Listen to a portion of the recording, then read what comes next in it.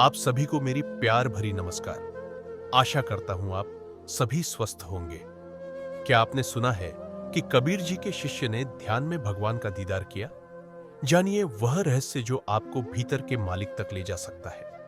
कृपा अंत तक जरूर सुने और आपसे अनुरोध है कि मेरे चैनल को सब्सक्राइब करना ना भूलें।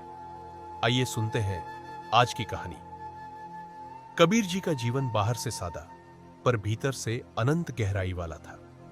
एक दिन उनके शिष्य ने विनम्रता से पूछा, गुरुदेव, आपने अक्सर कहा है कि मुक्ति मालिक की भक्ति में है, लेकिन मालिक न दिखाई देते हैं, न सुनाई देते हैं, फिर हम उन्हें कैसे पा सकते हैं? कबीर जी शांत होकर बोले, मालिक को पाने के लिए तू बाहर भागता है, लेकिन मालिक कभी बाहर नहीं मिले। वह तेरे भीतर है, तेरी हर सांस में है। आंखें बंद कर, मन को स्थिर कर और भीतर की ओर उतर।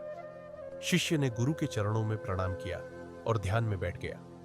पहले कुछ क्षण केवल अंधेरा था, जैसे किसी गहरे कुएं में झांक रहा हो। मन में विचार उठते और फिर गिर जाते। धीरे धीरे भीतर एक मधुर झंकार सुनाई देने लगी, जैसे कहीं बहुत दूर कोई तानपुरा बज रहा हो। कबीर जी पास बैठे और धीमे स्वर में बोले, वही अनहद नाद है, उसे सुन, उसमें डूब जा। ये आवाज बाहर की नहीं, तेरे आत्मा की गहराई से उठ रही है। जैसे जैसे नाद स्पष्ट होता गया, शिष्य ने भीतर एक कोमल उज्जवल प्रकाश देखा। वह प्रकाश न सूरज जैसा था, न दीपक जैसा। वह था शुद्ध, निर्मल, प्रेम से भरा हुआ।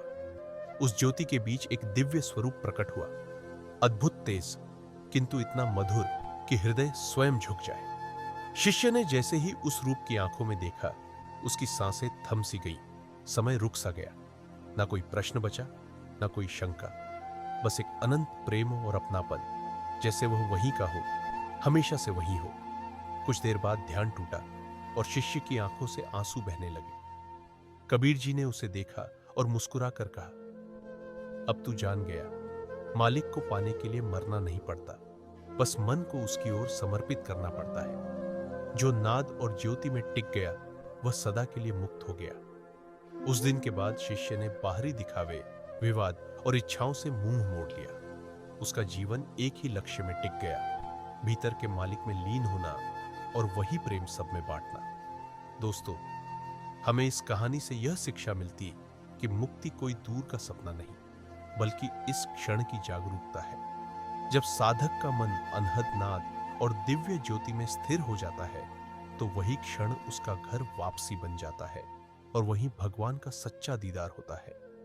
तो दोस्तों, आशा करता हूं आप सभी को यह कहानी पसंद आई होगी। कृपया मुझे कमेंट करके बताइए। आप सभी का धन्यवाद।